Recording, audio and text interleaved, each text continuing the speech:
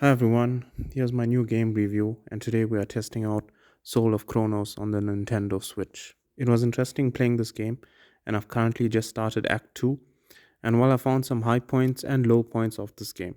Souls of Chronos is an RPG game, with your main character being Sid and his companion Tori, who is linked to him as his Chronos. I'm still not certain on how this link occurred, because I felt it was a bit vague on the initial part of this. Maybe that story will develop a bit more as it progresses, but what I have figured out is that Tori is a big help in the game. Well, in combat mainly, but I'll get to that in a bit. A quick backstory on what I've picked up so far.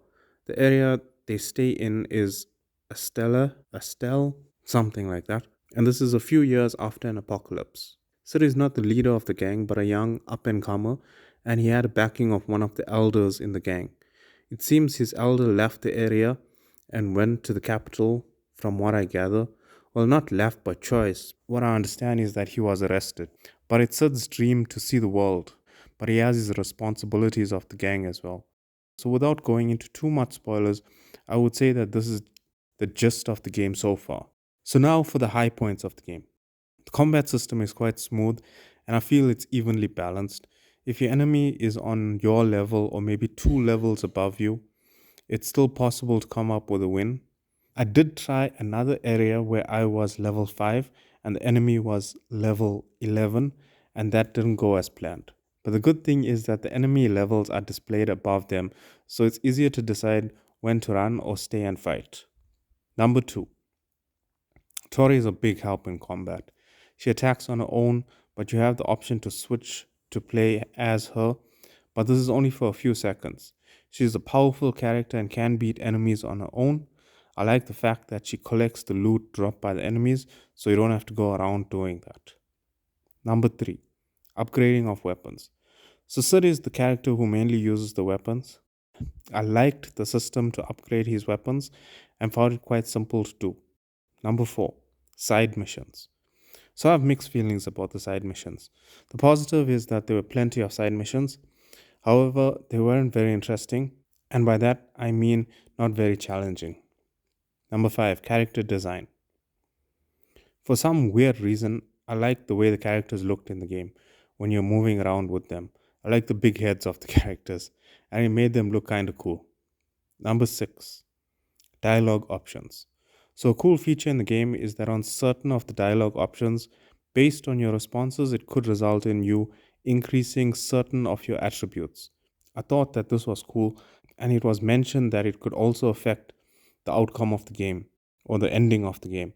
So, we'll just have to wait and see on that. Now for the low points. Number 1, upgrading of Tori's skills.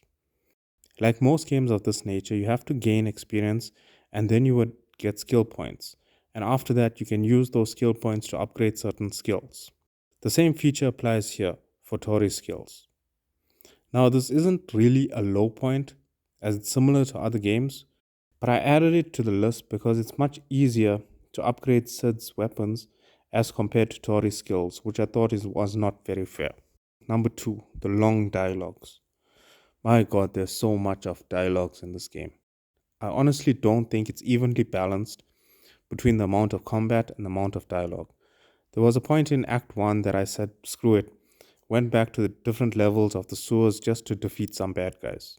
I guess if I just followed the story and dialogues, I probably could have been quicker further, but sometimes you just want to battle some enemies.